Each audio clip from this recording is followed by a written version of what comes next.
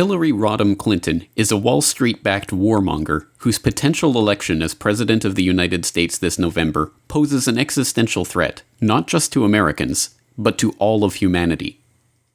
As First Lady, and then as Senator, she actively supported the U.S.'s illegal wars of aggression abroad. Today, our armed forces joined our NATO allies in airstrikes against Serbian forces responsible for the brutality in Kosovo. I voted for the Iraqi resolution. The president understands this. He's fully aware that it's going to take a lot of patience and painstaking planning, and we're going to support him. Including thousands of chemical weapons, large volumes of chemical and biological stocks, a number of missiles and warheads, a major lab equipped to produce anthrax. She not only admitted the U.S. role in creating al-Qaeda. When the Soviet Union invaded Afghanistan, we had this brilliant idea that we were going to come to Pakistan and create a force of mujahideen, equip them with Stinger missiles and everything else to go after the Soviets inside Afghanistan. But then, despite this admission, as Secretary of State, her support of the war on Libya and the jihadis in Syria directly led to the rise of ISIS and the migrant crisis in Europe. The transition to democracy in Syria has begun, and it's time for Assad to get out of the way. President Assad is not indispensable, and we have absolutely nothing invested in him remaining in power. I think that based on definitions of war criminal and crimes against humanity, there would be an argument to be made that he would fit into that category. Libya was a different kind of calculation, and we didn't lose a single person. We came, we saw, he died. Did it have anything to do? She was the one who announced the U.S.'s so-called Asia-Pacific pivot that has seen more U.S. military forces being placed in the Asia-Pacific as a direct military threat to China. And we look to the Asia-Pacific region, as we have for many decades, as an area where the United States is uniquely positioned to play a major role. The United States is not ceding the Pacific to anyone. And she has stated in no uncertain terms that Russia and Iran will be militarily targeted in a Clinton presidency, and that the nuclear option is, as always, on the table. And we will make sure the Iranians and the world understand that the United States will act decisively if necessary, including taking military action.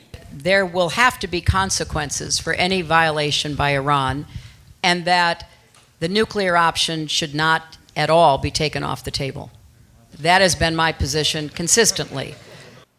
And Russia has to support the international community's efforts sincerely or be held to account. That Russia and China will pay a price because they are holding up progress, blockading it, that is no longer tolerable. And unlike her many, many political statements of convenience that are merely a reflection of whatever is most politically acceptable at the moment. Do you think New York State should recognize gay marriage? No. No. Okay. I support marriage for lesbian and gay couples. I represented Wall Street as a senator from New York, and I went to Wall Street in December of 2007, before the big crash that we had, and I basically said, cut it out. Quit foreclosing on homes. Quit engaging in these kinds of speculative behaviors. Now, who's exactly to blame for the housing crisis? I think there's plenty of blame to go around. Home buyers who paid extra fees to avoid documenting their income should have known they were getting in over their heads. I take a backseat to no one when you look at my record and standing up and fighting for progressive values. I get accused of being kind of moderate and center. I plead guilty. We went through a thorough process to identify all of my work-related emails. The lawyers doing the sorting for Secretary Clinton in 2014 did not individually read the content of all of her emails, so that the emails were immediately captured and preserved. There was no archiving at all of her emails.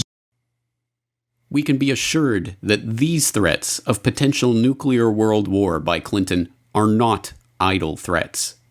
A future Clinton president would be assured of a like mind in the new Prime Minister in the UK, who has stated in no uncertain terms that she is willing to launch a nuclear strike that would kill hundreds of thousands. Let me congratulate the Prime Minister on her new role.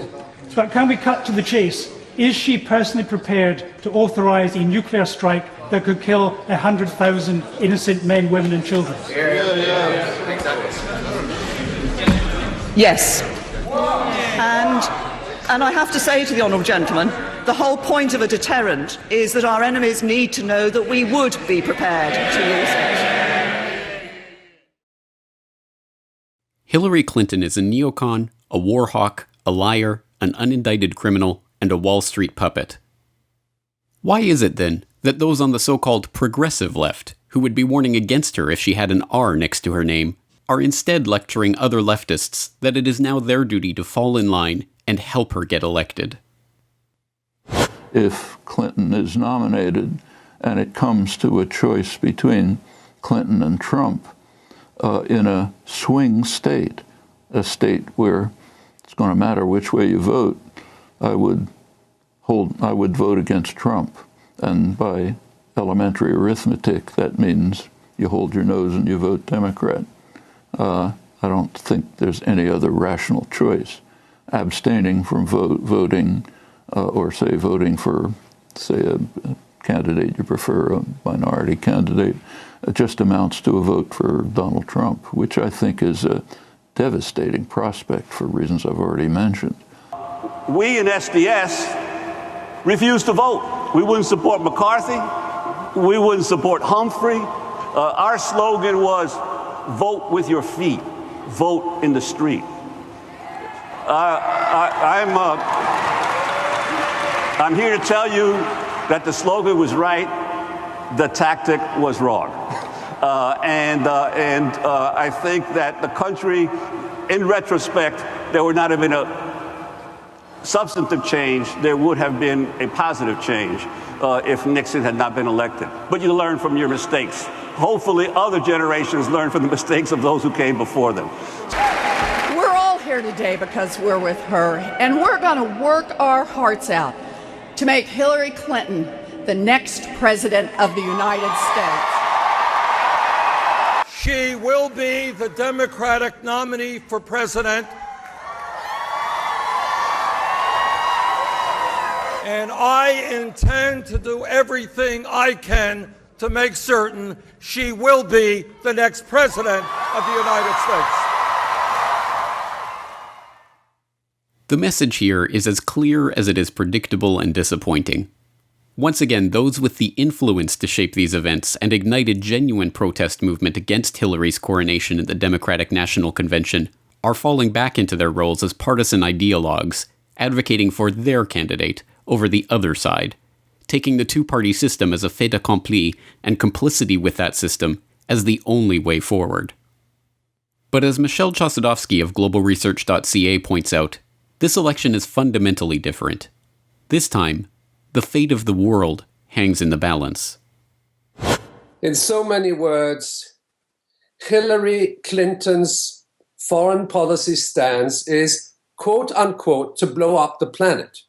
She has made statements to the effect that a first strike nuclear attack against Russia or Iran is on the table, so that if she is in the White House, she could in fact unleash the unspoken, which is World War III. I think this is something we have to address, both in terms of analysis, but in terms of political choice, so that anybody who wants to blow up the planet is not progressive.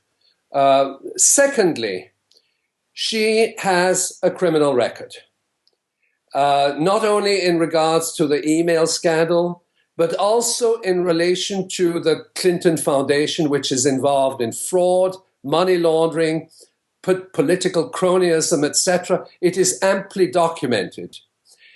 So that, in effect, the choice for the American people is to elect a war criminal.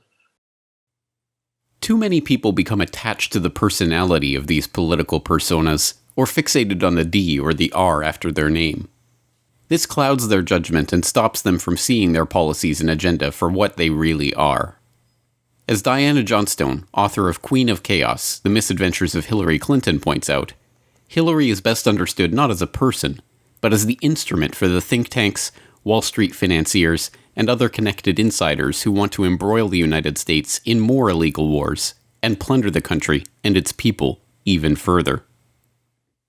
I mean, Hillary to me is not even an interesting person. She is simply a shallow, ambitious woman who has decided to make herself the instrument of the Washington think tank persuasion, and is using that to pose as a great expert on world affairs, to be elected as president. She simply is the embodiment of all that is terrible in American foreign policy that has developed over the past decades. It is no hyperbole to say that the election of Hillary Clinton as president this November would be one of the greatest tragedies in the history of the United States, and perhaps the world. It is incumbent on people of all stripes, American and non-American, Republican and Democrat, progressive and libertarian, anarchists, and those who have never thought about politics a day in their life, to protest her nomination at the Democratic National Convention, work against her campaign for president, and avert the nuclear nightmare that is now coming into view.